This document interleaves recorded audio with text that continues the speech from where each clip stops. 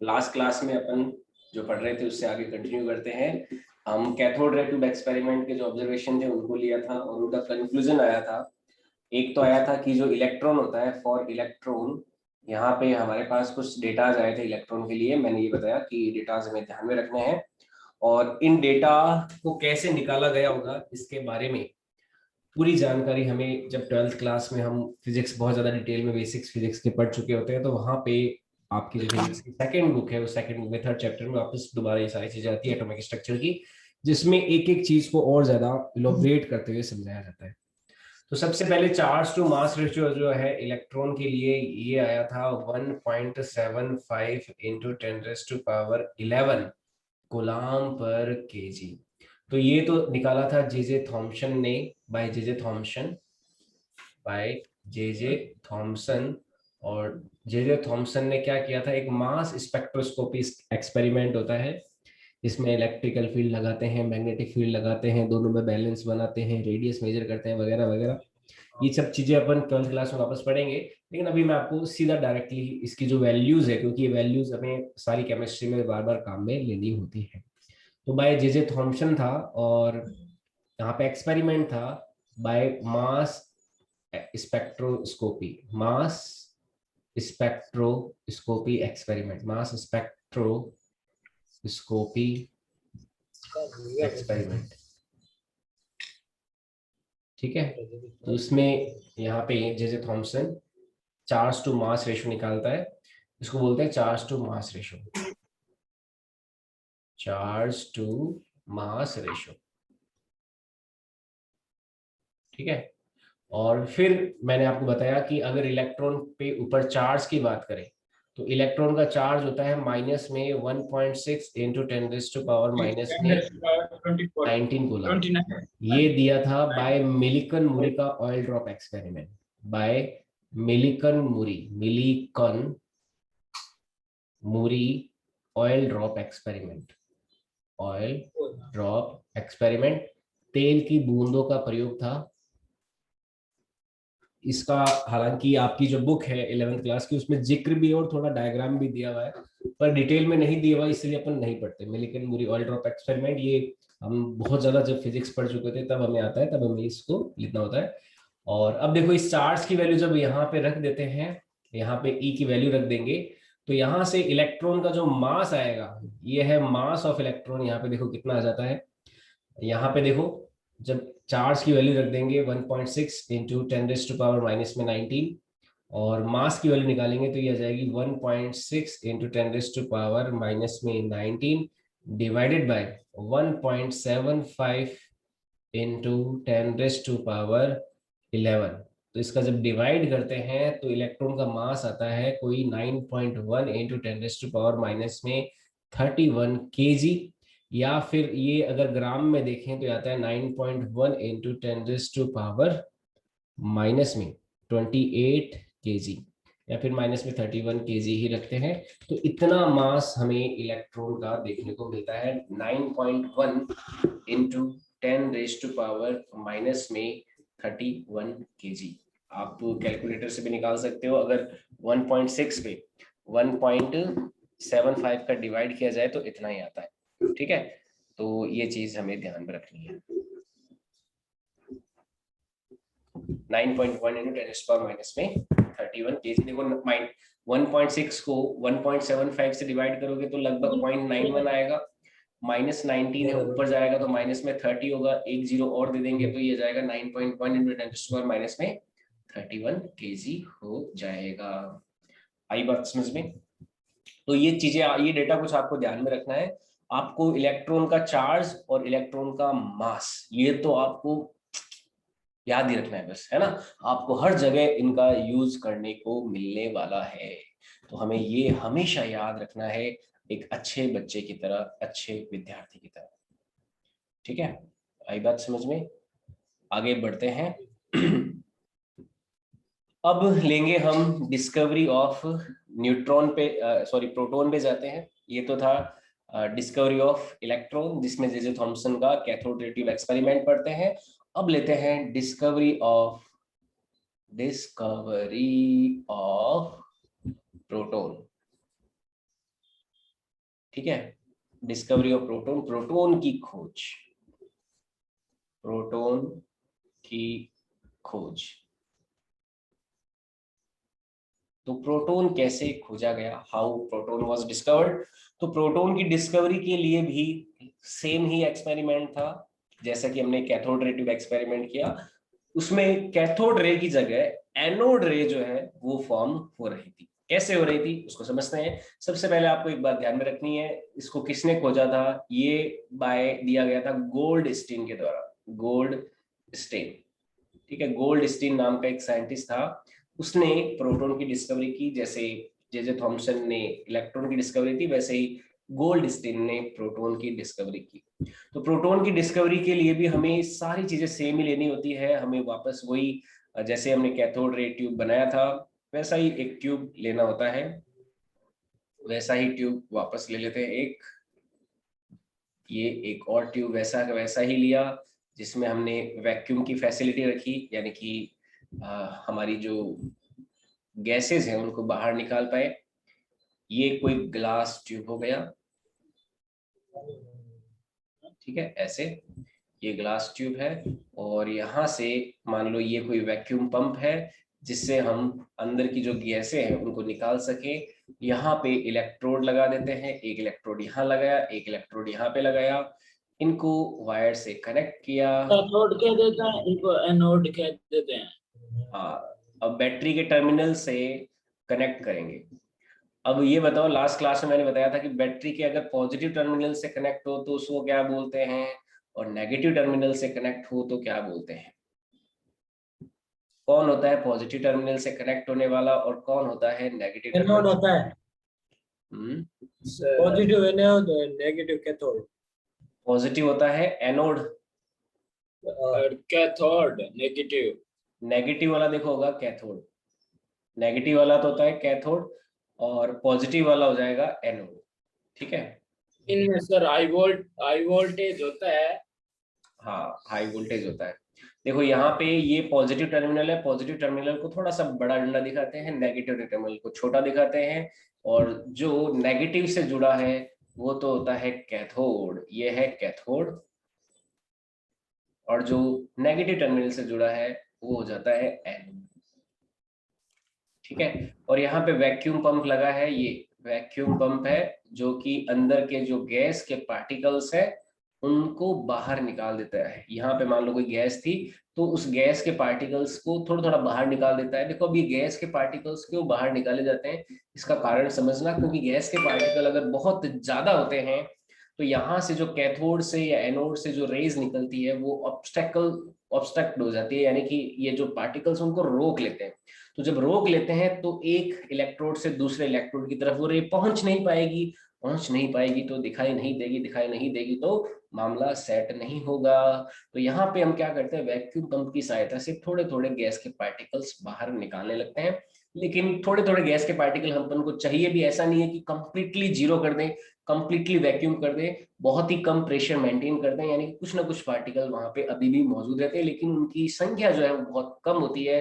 क्योंकि बहुत ज्यादा पार्टिकल्स अगर होते तो क्या होता, हमारी जो कैथोड रेज और एनोड रेज, जैसे अभी प्रोटॉन की डिस्कवरी में एनोड रे काम में लेने वाले हैं, तो ये हमें दिखाई नहीं देती क्योंकि ऑब्स्ट्रक्ट हो जाती, रुक जाती, पार्टिकल्स उसको इधर से उधर जाने ही नहीं देते। अब यहाँ पे वैक्यूम पंप लगाया और यहाँ पे बहुत ज्यादा वोल्टेज जो है लगाया, यहाँ पे very very high voltage, very very high voltage, high voltage Goldstein ने लगाया।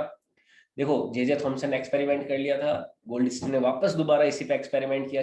उसने सोचा कि चेक करते हैं, क्योंकि उसने सोचा भाई अगर एटम के अंदर, परमाणु के अंदर अगर नेगेटिव चार्ज है तो इस दुनिया में नेगेटिव का पॉजिटिव भी होना जरूरी है। देखो इससे पहले पॉजिटिव चार्ज के बारे में कुछ नहीं पता था कि पॉजिटिव चार्ज होता है या नहीं होता। तो गोल्डस्टीन ने सोचा कि भाई नेगेटिव है तो पॉजिटिव भी होना चाहिए। उसने सोचा होगा कि अपनी जिंदगी में भी कुछ ऐसा ही होता है, हमारे साथ कुछ नेगेटिव घटना घटित हो जाती है तो पॉजिटिव घटना भी घटित होती है। तो गोल्डस्टीन ने सोचा कि भाई नेगेटिव चार्ज वाला इलेक्ट्रॉन मिला है तो इसके काउंटर में पॉजिटिव चार्ज भी जरूर मिलना चाहिए, क्योंकि अपने आसपास जितनी भी अगर पार्टिकल्स देखें आप, टेबल, कुर्सी, मेज, गाड़ी, कुछ भी देखो, सब जगह देखोगे तो सारे एटम आपको न्यूट्रल ही दिखाई देंगे। न्यूट्रल का मतलब क्या, ना तो उसमें पॉजिटिव चार्ज है ना तो उसपे नेगेटिव चार्ज है। तो गोल्डस्टीन ने सोचा कि नेगेटिव को काउंटर बैलेंस करने के लिए कोई ना कोई पॉजिटिव चार्ज जरूर होना चाहिए। तो उसने फिर सोचा कि पॉजिटिव चार्ज कौन हो सकता है, तो उसने वापस उसी एक्सपेरिमेंट को पकड़ा कि कुछ ना कुछ है, पॉजिटिव चार्ज है, कहीं ना कहीं तो है। तो गोल्डस्टीन ने क्या पाया, जब वो एक्सपेरिमेंट कर रहा था तो उसने इस बार जो जितना जे जे थॉम्सन ने वोल्टेज लिया था उससे और ज्यादा हाई वोल्टेज लिया, 10,000 वोल्ट से भी ज्यादा लिया। और उसने क्या देखा कि इस बार कैथोड से एनोड की तरफ तो रेज जा ही रही थी, लेकिन इस बार कुछ ऐसी रेज दिखी उसे जो एनोड से कैथोड की तरफ जा रही थी। इस बार क्या हुआ था, एनोड से कैथोड की तरफ रेज जाने वाली मिली थी। इसको उसने नाम दिया था, एनोड रे नहीं होता यहाँ पे नाम, उसने इसको नाम दिया कैनाल रेज। तो यहाँ पे अभी उसने गोल्डस्टीन ने क्या देखा कि कुछ रेज एनोड से कैथोड की तरफ जाती है, उसी सेम एक्सपेरिमेंट में उसी सब कुछ सेम है, और लेकिन रेज इस बार कहां से कहा जा रही है, एनोड से कैथोड की ओर।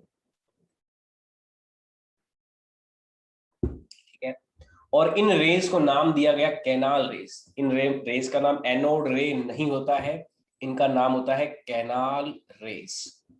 कैनाल रेज, कैनाल किरणें इनको बोलते हैं, कैनाल किरणें।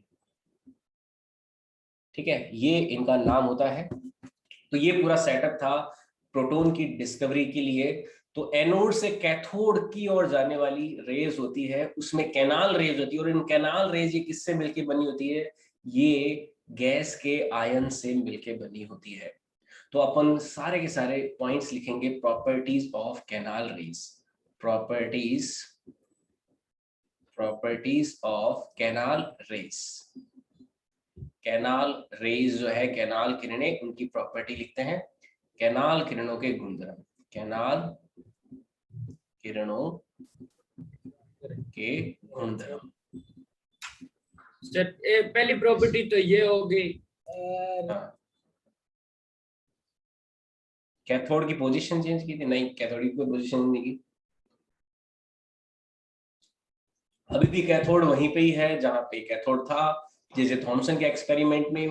बस इस एक्सपेरिमेंट में गोल्डस्टीन ने क्या किया था, वोल्टेज जो है बहुत ज्यादा हाई लगाया था। और एक और चीज आपको मैं बताता हूँ, जैसे ये भी इनविजिबल होती है, दिखाई नहीं देती है, तो इसको विजिबली देखने के लिए गोल्डस्टीन ने क्या किया था, ये जो कैथोड है उसके पीछे भी क्या किया था, एक जिंक सल्फाइड का कोटिंग कर दिया था।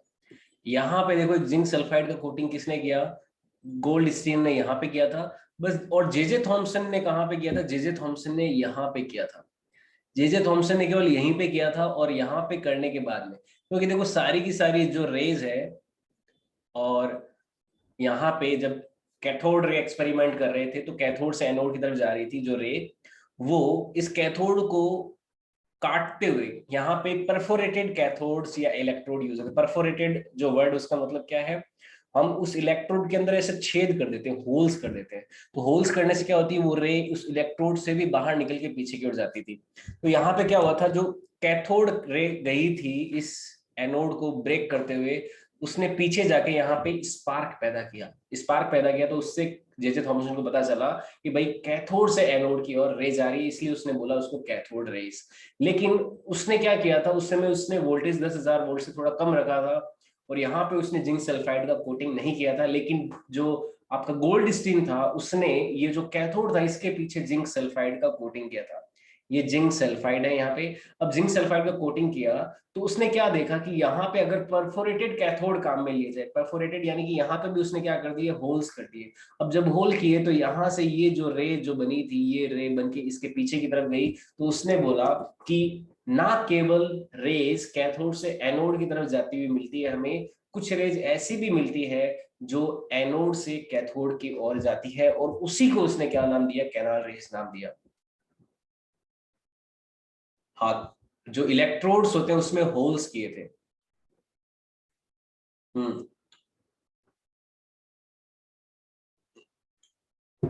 पोजीशन चेंज नहीं की थी। अब देखो पोजीशन चेंज, ये कैथोड में इधर बना रहा हूँ, इधर बना लूं, क्या फर्क पड़ता है, उससे कुछ फर्क नहीं पड़ेगा। कैथोड को इधर से इधर ले आओ या एनोड को इधर से इधर ले आओ, there won't be any change. Main basic फंडा समझिए, यहाँ पे परफोरेटेड कैथोड और एनोड काम में लिए जाते हैं रेज की पोजीशन को बताने के लिए। आगे आगे कर दो बोले, थोड़ा सा ज्यादा कोई फर्क नहीं पड़ने वाला, बस हमें परफोरेटेड कैथोड और एनोड्स लेने होते हैं जिससे हमें जिंक सल्फाइड में स्पार्किंग मिलती है, जिससे अपन कंफर्म करते हैं कि कैथोड निकल रहा है या एनोड निकल रहा है। तो इसकी प्रॉपर्टीज पे आते हैं। सबसे पहली प्रॉपर्टी है कि canal rays moves from anode to cathode. सबसे पहली property, canal ray move from कहां से कहां तक, anode to cathode, anode to cathode. Canal ray जो है एनोड से कैथोड की ओर जाती है, पहली बात तो ये, जो कैनाल किरण है वो एनोड से कैथोड की ओर जाती है। दूसरा पॉइंट, इनको कैनाल रे क्यों बोला गया, क्योंकि कैनाल रे जो होती है वो उन एटम से या फिर उन पार्टिकल से मिलके नहीं बनी होती जो इलेक्ट्रोडों से हमें मिलते हैं। कैनाल रे मिलके बनी होती है यहाँ पे जो गैस मीडियम है, गैस मीडियम के पार्टिकल से मिलके बनी होती है। तो कैनाल रे जो होती है, गैस मीडियम के पार्टिकल जब आयोनाइज्ड हो जाते हैं, जैसे हाइड्रोजन गैस है तो एक हाइड्रोजन एटम में से एक इलेक्ट्रॉन जब निकल जाता है तो पीछे, जैसे मैं इस हाइड्रोजन एटम की बात करूं तो हाइड्रोजन एटम आयोनाइज्ड कैसे हो जाती है, जब इस हाइड्रोजन एटम में से एक इलेक्ट्रॉन निकल जाएगा तो इस हाइड्रोजन पे क्या आ जाएगा, पॉजिटिव चार्ज आ जाएगा। इसको बोलेंगे आयोनाइज्ड हाइड्रोजन, आयोनाइज्ड हाइड्रोजन। तो यहाँ पे कैनाल रेज का फॉर्मेशन कैसा होता है, जब इसमें आयोनाइजेशन हो जाता है गैसेस का। तो हिंदी में इसको लिख लेंगे कि कैनाल किरणें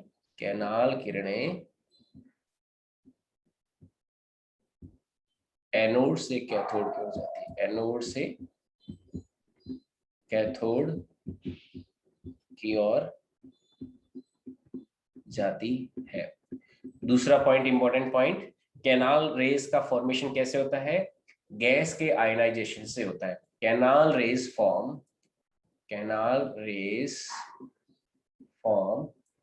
from ionization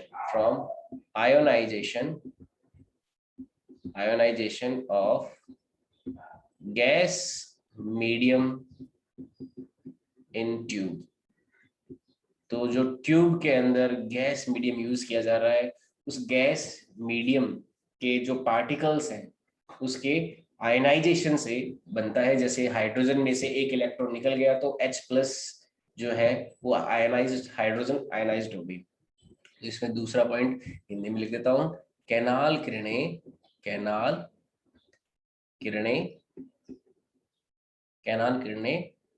गैस माध्यम के कणों के आयनीकरण से बनती है। तो ये दूसरा पॉइंट हमें ध्यान में रखना है। अब तीसरे पॉइंट पे आते हैं, थर्ड पॉइंट पे देखो, क्योंकि ये जो रेज बन रही थी ये गैस के आयनाइजेशन से बन रही थी, यहाँ पे प्रोटॉन डायरेक्टली इन्वॉल्व नहीं थे, मतलब जो कैनाल रेज थी वो प्रोटॉन से मिलके नहीं बनी हुई है, ये गैस के आयनाइज पार्टिकल से मिलके बनी हुई है। अगर हाइड्रोजन गैस लिए तो हाइड्रोजन का आयनाइज पार्टिकल होगा, हीलियम या हीलियम प्लस का कोई पार्टिकल हो गया, ठीक है। तो इस तरह से जो गैस के पार्टिकल्स थे उनका जब आयोनाइजेशन हो रहा था तो उस आयोनाइजेशन से क्या मिलके बनी, हमारी कैनाल रे बनी। मैं इसको ऐसे भी दिखा सकता हूँ कि मान लो ये बहुत सारे हाइड्रोजन गैस के पार्टिकल हो गए, मान लो ये प्रोटॉन्स नहीं है, हाइड्रोजन गैस के पार्टिकल्स हैं, इस तरह से मान लो, इस तरह से हाइड्रोजन गैस के या फिर नाइट्रोजन गैस के, कोई भी गैस हो सकती है, हीलियम हो सकती है, उनके पार्टिकल्स थे। इन पार्टिकल्स की बीम जो थी वो कैनाल रे थी, और इस पे चार्ज, जैसे यहाँ पे पॉजिटिव चार्ज, ये पॉजिटिव चार्ज, ये positive charge, positive positive positive, और ये सारे किधर से किधर मूव हो रहे थे, ये इधर से यहाँ से एनोड से कैथोड की ओर मूव हो रहे थे। इन्हीं को क्या नाम दिया गया, कैनाल रे नाम दिया गया। ठीक है, तो ये गैस के आयनाइज्ड पार्टिकल्स थे, these were not the proton. ठीक है, और इनके लिए अलग अलग गैसें यूज की गई थी, और हाइड्रोजन भी यूज की गई थी, हीलियम भी यूज की थी, अलग अलग एक्सपेरिमेंट यूज किए थे। अब यहाँ पे एक बहुत इंपॉर्टेंट ऑब्जर्वेशन आता है कि अलग अलग जो ई चार्ज टू मास रेशियो जो था, ई बाई एम जो था, वो हर गैस मीडियम के लिए अलग अलग आ रहा था। Charge to mass ratio, e by m ratio was different for different gases, different for different gases। जब charge to mass ratio calculate किया गया हर गैस के लिए, कभी हाइड्रोजन गैस के लिए, कभी हीलियम के लिए, कभी जो आपकी नियॉन है उसके लिए, आर्गन के लिए, है ना, इस ऐसी गैसेस के लिए, तो हर बार जब कैलकुलेट कर रहे थे तो charge to mass ratio different आ रहा था। ये देखो बात उल्टी हो गई।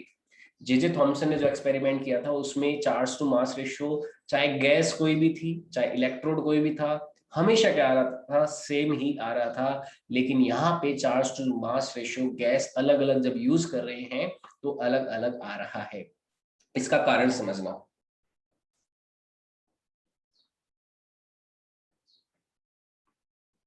यहाँ पे इसका देखो कारण क्या है, क्योंकि कैनाल रे किससे मिलके बन रही है? कैनाल रे बन रही है जो गैस मीडियम है उसके पार्टिकल के आयोनाइजेशन से बन रही है। जैसे हाइड्रोजन से हाइड्रोजन प्लस हो गया, हीलियम से हीलियम प्लस हो गया।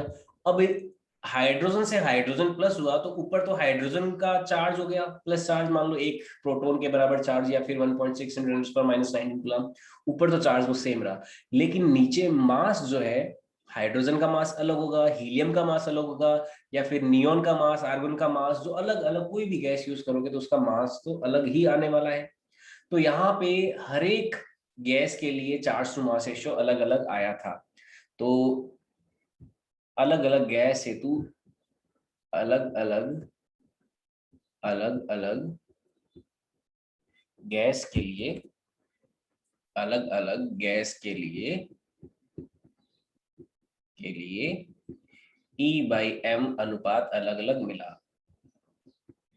अनुपात अलग अलग मिला।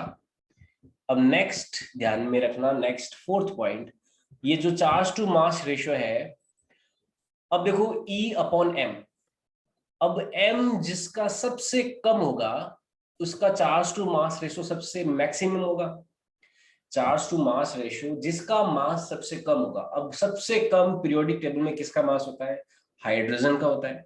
हाइड्रोजन सबसे हल्का एलिमेंट है ना, the lightest element of periodic table is hydrogen. तो हाइड्रोजन का सबसे कम मास था, तो उसके लिए जो चार्ज टू मास रेशियो है वो सबसे ज्यादा मिला। नीचे मास आ रहा है, मास नीचे सबसे कम, तो E अपॉन एम क्या हो गया? बहुत ज्यादा हो गया। तो नेक्स्ट फोर्थ पॉइंट था, for hydrogen gas, for hydrogen gas, hydrogen gas E by m was obtained maximum, was obtained maximum। ठीक है, तो हाइड्रोजन के लिए जो आवेश द्रव्यमान अनुपात है वो अधिकतम मिला था। हाइड्रोजन के लिए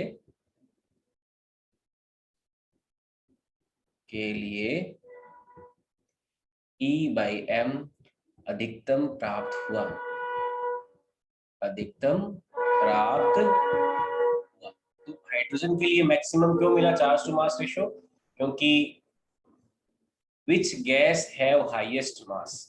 देखो पीरियोडिक टेबल में 100 लगभग 120 या 130 एलिमेंट है, तो 120 और 130 एलिमेंट में अगर मैं उधर नॉर्मल गैसेस की बात करूं, जैसे helium, neon, argon, krypton, xenon, radon, तो रेडॉन कितनी भारी हो सकती है? रेडॉन का सबसे ज्यादा मास हो सकता है। तो ऐसा कुछ नहीं है, गैस के केस में सबसे हैवी एलिमेंट्स जो है अलग अलग हो सकते हैं। अभी पीरियोडिक टेबल पूरी कहां नहीं है, तो अपन को 120 130 एलिमेंट, मास नंबर के भी एलिमेंट मिल रहे हैं, एटॉमिक नंबर के मिल रहे हैं। तो हैवी ऐसे एलिमेंट या गैस को नहीं बोल सकते, लेकिन जो सबसे लाइटेस्ट जो एलिमेंट है पीरियोडिक टेबल का वो हाइड्रोजन होता है। तो सबसे कम मास हाइड्रोजन का है, तो उसके लिए चार्ज टू मास रेशियो सबसे मैक्सिमम मिला। अब गोल्ड स्टीन ने बोला कि यहाँ पे हाइड्रोजन सबसे हल्का है, तो डेफिनेटली हाइड्रोजन के अंदर मिनिमम नंबर ऑफ प्रोटॉन और न्यूट्रॉन, प्रोटॉन और इलेक्ट्रॉन होने चाहिए। यहाँ पे बात ध्यान समझना, उसने सभी तरह की गैसेस ली, लेकिन हाइड्रोजन के लिए चार्ज टू मास रेशियो सबसे ज्यादा मिला, तो उसने ये बोला कि हाइड्रोजन के लिए अगर चार्ज टू मास रेशियो सबसे मैक्सिमम मिला है तो डेफिनेटली हाइड्रोजन का मास मिनिमम होगा। तो उसका कंक्लूजन जो था यहाँ पे, फोर्थ पॉइंट का मैं यहाँ पे कंक्लूजन लिख रहा हूँ, इस कंक्लूजन को समझना। कंक्लूजन, कंक्लूजन में इसको देखो यहाँ पे ऐसे शो कर रहा हूँ, जो चार्ज टू मास रेशियो है हाइड्रोजन के लिए मैक्सिमम मिला, ये मैक्सिमम किसके लिए मिला, फॉर हाइड्रोजन, ठीक है, जो हाइड्रोजन गैस थी उसके लिए सबसे मैक्सिमम मिला। तो इसका कंक्लूजन क्या हुआ, जो मास ऑफ हाइड्रोजन होगा, हाइड्रोजन वो क्या होगा, मिनिमम होगा। मिनिमम यानी कि सबसे कम जो होगा पूरी पीरियोडिक टेबल में या फिर जितने भी एलिमेंट खोजे गए थे उसके लिए हाइड्रोजन का मास सबसे कम होगा। तो इससे फिर एक कंक्लूजन क्या मिला कि hydrogen should contain minimum number of electron and proton. तो हाइड्रोजन के अंदर सबसे कम इलेक्ट्रॉन और प्रोटॉन होने चाहिए। तो hydrogen should contain, hydrogen should contain, should contain minimum number, minimum number of, minimum number of electron and protons, ठीक है। अतः हाइड्रोजन, यहाँ पे हिंदी में लिख लेना, हाइड्रोजन के पास, हाइड्रोजन के पास न्यूनतम संख्या में प्रोटॉन तथा इलेक्ट्रॉन होने चाहिए, होने चाहिए, स्वाहा। तो यहाँ पे हाइड्रोजन के पास मिनिमम नंबर ऑफ प्रोटॉन और मिनिमम नंबर ऑफ इलेक्ट्रॉन होने चाहिए। क्यों? क्योंकि हाइड्रोजन का मास यहाँ पे मिनिमम मिला था। अब मिनिमम नंबर ऑफ प्रोटॉन और मिनिमम नंबर ऑफ न्यूट्रॉन का, इलेक्ट्रॉन का कॉम्बिनेशन क्या हो सकता है। देखो अभी न्यूट्रॉन की डिस्कवरी नहीं हुई है तो न्यूट्रॉन के बारे में बात नहीं करेंगे। अब मिनिमम नंबर ऑफ प्रोटॉन और मिनिमम नंबर ऑफ इलेक्ट्रॉन का कॉम्बिनेशन हो सकता है एक इलेक्ट्रॉन पे एक प्रोटॉन। सबसे कम से कम कॉम्बिनेशन क्या हो सकता है, 1 इलेक्ट्रॉन है और 1 प्रोटॉन है। तो इससे क्या कंक्लूजन निकला कि hydrogen must have 1 proton and 1 electron, क्योंकि सबसे मिनिमम नंबर का कॉम्बिनेशन क्या हो सकता है, 1 नहीं हो सकता है। 1 से छोटा तो क्या होगा, क्योंकि देखो यहाँ पे इलेक्ट्रॉन, आधा इलेक्ट्रॉन अभी कुछ है नहीं, क्योंकि इलेक्ट्रॉन तो अपन ऐसा माना ना, इलेक्ट्रॉन को तोड़ नहीं सकते। तो इलेक्ट्रॉन या तो 1 है या 2 है या 10 है या 20 है 40 है, ऐसा तो नहीं है। इलेक्ट्रॉन 1, इलेक्ट्रॉन का आधा, इलेक्ट्रॉन के आधे का भी आधा, ये तो बात बोल नहीं सकते। तो इलेक्ट्रॉन की गिनती 1 से ही शुरू होगी और प्रोटॉन की गिनती भी 1 से शुरू होगी। क्यों? क्योंकि अपन ऐसा मान के चल रहे हैं कि इनसे छोटा कुछ भी नहीं है। तो ऐसा माना गया कि hydrogen should contain 1 proton and 1 electron, क्योंकि minimum number of proton electron होने चाहिए। तो hydrogen, hydrogen contains, should contain one pair of electron and proton, one pair of electron and proton। तो अब यहां से थोड़ा ऐसा कंक्लूजन आया कि हाइड्रोजन के पास एक इलेक्ट्रॉन एक प्रोटॉन होना चाहिए, है ना। हिंदी में लिख लेना, हाइड्रोजन के पास, हाइड्रोजन के पास एक इलेक्ट्रॉन तथा, या फिर एक इलेक्ट्रॉन प्रोटॉन का पेयर, एक इलेक्ट्रॉन प्रोटॉन युग्म होना चाहिए, युग्म होना चाहिए, एक पेयर है, ठीक है। अब हाइड्रोजन जब आयनाइज्ड होगा, हाइड्रोजन पे जब पॉजिटिव चार्ज आएगा, तो पॉजिटिव चार्ज कैसे आएगा, एक हाइड्रोजन है मान लो इस तरह से, ये हाइड्रोजन है, ठीक है, ये हो गया हाइड्रोजन। इस हाइड्रोजन पे पॉजिटिव चार्ज कैसे आएगा, इसके अंदर एक तो बैठा है इलेक्ट्रॉन और एक बैठा है एक प्रोटॉन, ये हाइड्रोजन एटम है हमारा। अब यहां से जब एक इलेक्ट्रॉन गायब होगा, एक इलेक्ट्रॉन जब निकल के आएगा, तो जो हमारा एटम पीछे बचेगा, ये एटम कौन होगा, ये एटम होगा हमारा पॉजिटिवली चार्ज हाइड्रोजन। अब इस पे क्या बच जाएगा, केवल एक प्रोटॉन बच जाएगा। क्यों? क्योंकि एक इलेक्ट्रॉन यहाँ पे बाहर आ चुका है, एक इलेक्ट्रॉन यहाँ पे बाहर आ गया, ये इलेक्ट्रॉन हो गया मान लो, ये इलेक्ट्रॉन है नेगेटिव चार्ज वाला, और एक प्रोटॉन यहाँ पे पीछे बच जाएगा, एक प्रोटॉन जिस पे पॉजिटिव चार्ज है। तो ये हाइड्रोजन से एक इलेक्ट्रॉन निकलने के बाद कौन बचेगा, केवल एक प्रोटॉन ही बच गया। और ये कैसे बिहेव करेगा, behave like as proton, behave like as proton. मतलब हाइड्रोजन का एक एटम जो है उसमें से अगर एक इलेक्ट्रॉन निकाल दिया जाए तो जो पीछे बचेगा उसमें एक प्रोटॉन ही होगा। तो वो जो आयन है हाइड्रोजन का आयन जो है, हाइड्रोजन का पॉजिटिव आयन, वो कैसे बिहेव करेगा, लाइक एज प्रोटॉन। अब हम इस हाइड्रोजन के आयन की जो भी प्रॉपर्टी निकालेंगे वो सारी प्रॉपर्टी इनडायरेक्टली किसकी हो जाएगी, आपके प्रोटॉन की हो जाएगी, है ना। हाइड्रोजन आयन जो है उसके लिए कुछ भी आप वैल्यू निकाल रहे होंगे अभी, वो सारी की सारी प्रॉपर्टीज किसके लिए निकालेंगे, अपन प्रोटॉन के लिए निकालेंगे। क्योंकि हाइड्रोजन के अंदर एक प्रोटॉन है, इलेक्ट्रॉन है, इलेक्ट्रॉन बाहर निकला, पीछे प्रोटॉन बच गया। प्रोटॉन जो है अब उसका हाइड्रोजन आयन जो है वो एक तरह से क्या हो गया, प्रोटॉन हो गया। तो all values calculated for hydrogen ion is equivalent या फिर is equal for like as a proton, है ना। तो ऑल values calculated for hydrogen ion is equivalent to values for proton, तो इस तरह से प्रोटॉन का सारी वैल्यूज हमें मिली, हमने हाइड्रोजन आयन के लिए वैल्यूज निकाली। तो हाइड्रोजन आयन के लिए, हाइड्रोजन आयन हेतु निकाली गई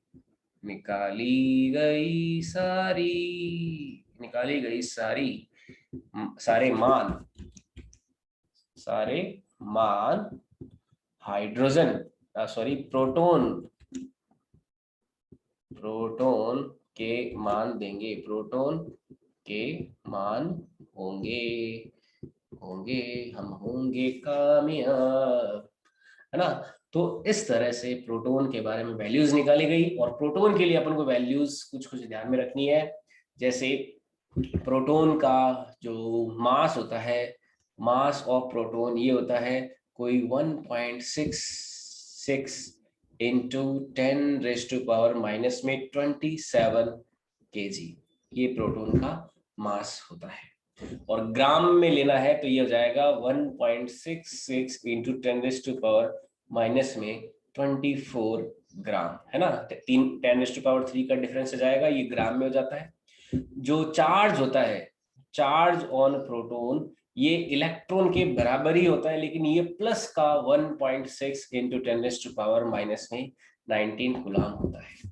इलेक्ट्रॉन पे चार्ज था माइनस में 1.6 इंटू 10⁻⁻19 कूलम, लेकिन प्रोटॉन के ऊपर चार्ज कितना होता है, प्लस में 1.6 इंटू 10⁻⁻19 कूलम होता है। तो इस तरह से प्रोटॉन की डिस्कवरी हुई थी। और प्रोटॉन की डिस्कवरी में क्या था, कैनाल रेज काम में ली गई थी। अच्छा, कैनाल रेज को ये एक बढ़िया एक लॉजिकल क्वेश्चन होता है कि कैनाल रेज जो थी उनको एनोड रे क्यों नहीं बोल दिया गया। यहाँ पे इस बात का एक्सप्लेनेशन सुनना, बहुत ही जबरदस्त क्वेश्चन है ये, कि why canal rays were not be called as anode rays. मैं बहुत गहराई वाली बात बता रहा हूँ। देखो, ये जो चीजें हैं बहुत सामान्य बातें नहीं है, इसके लिए बहुत ज्यादा रिसर्च की आवश्यकता होती है। तो कैनाल रेज को एनोड रेज क्यों नहीं बोला गया। जैसे यहाँ पे अपन कैथोड से रे निकल रही थी एनोड की तरफ, तो उनको तो कैथोड रे बोल दिया, लेकिन इस बार एनोड से रे निकलती हुई कैथोड की ओर जा रही है, उनको अपन एनोड रे ना बोल के कैनाल रे बोल रहे हैं। ऐसा क्यों हुआ, समझना इस बात को। क्यों, क्योंकि जो कैथोड रे निकल रही थी वो एक्चुअल में इस इलेक्ट्रोड से निकल रही थी, ना कि उस गैस मीडियम के आयनाइजेशन से बन रही थी। जो कैथोड रे थी वो एक्चुअल में इस इलेक्ट्रोड से निकल रही थी, एक्चुअल में इस इलेक्ट्रोड से। जो इलेक्ट्रॉन जो आ रहे थे ना बाहर, एकदम एकदम झूम के बड़ी ही स्पीड के साथ, वो सारे इलेक्ट्रोड इस कैथोड के अंदर से निकल रहे थे। इस कैथोड के जो एटम्स है ना, ये जो इलेक्ट्रोड, इसके एक एक एटम से एक एक इलेक्ट्रॉन से टक टक टक टक टक टक बाहर आ रहा था। तो यहाँ पे जो कैथोड रे थी एक्चुअल में, उसका जो सोर्स ऑफ ओरिजिन था एक्चुअल में ही कैथोड था, लेकिन यहाँ पे कैनाल रे जो फॉर्म हो रही है उसका source of origin anode actual में नहीं है। उसका सोर्स ऑफ ओरिजिन कौन है, आपका गैस मीडियम है, इस वजह से इसको एनोड रे ना बोल के कैनाल रेज ही बोला गया। ये बात ध्यान में रखें। एनोड रे एक अच्छा नाम नहीं था, एनोड रे को डिस्कार्ड कर दिया गया, कैनाल रे ही नाम इसका रखा गया। तो जो कैथोड रे है, इसमें एक पॉइंट लिख लेना ध्यान में, ध्यान रखना कि cathode ray, origin of cathode ray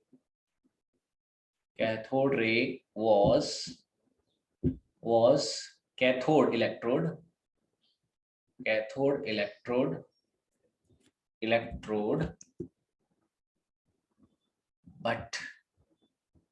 but origin of canal rays was gas medium। तो ये एक पॉइंट ध्यान में रखना, इस वजह से उनको एनोड रे ना बोल के कैनाल रे बोला गया। तो कैथोड किरणों का स्रोत कैथोड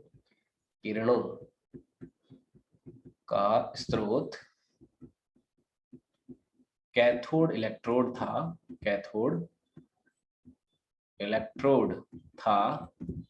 परंतु कैनाल किरणों का स्रोत कौन होता है? स्रोत गैस माध्यम होता है, गैस माध्यम था। ठीक है, तो ये हमारा डिस्कवरी हो जाता है प्रोटॉन का। बधाई हो, प्रोटॉन हो गया। पहले हमने इलेक्ट्रॉन की डिस्कवरी की, इलेक्ट्रॉन पैदा हुआ था, अब प्रोटॉन पैदा हो गया। अब एक बच गया न्यूट्रॉन, तो नेक्स्ट लेंगे अपन डिस्कवरी ऑफ न्यूट्रॉन। वैसे आज की क्लास का टाइम हो चुका है, अभी अपने पास 1 मिनट ही बचा है, तो इस वजह से आज की जो सभा है, आज का जो डिस्कशन है, आज की जो चर्चा है, आज का जो वैज्ञानिक दृष्टिकोण पे अभिभाषण है, आज इसे अपन यहीं पे रखेंगे। किसी भी व्यक्ति के पास, किसी बच्चे के पास कोई बढ़िया सा डाउट हो, क्वेश्चन हो तो पूछ सकते हो। अभी 1 मिनट है अपने पास, तो मैं उसको डिस्कस कर लूंगा। बताओ, कोई डाउट किसी को? प्रश्न, कुछ कहना चाहते हो? बताओ, क्लियर है? ओके, तो आज के लिए इतना ही रखते हैं, मिलते हैं कल नेक्स्ट क्लास में। हिस्ट्री का चैप्टर लग रहा है, बिल्कुल हिस्ट्री को साथ में कनेक्ट करते ही अपन पढ़ रहे हैं इसको, इसलिए आज के लिए इतना ही क्या सर? यस, आज के लिए इतना ही, मिलते हैं कल की क्लास में। आज इतना ही।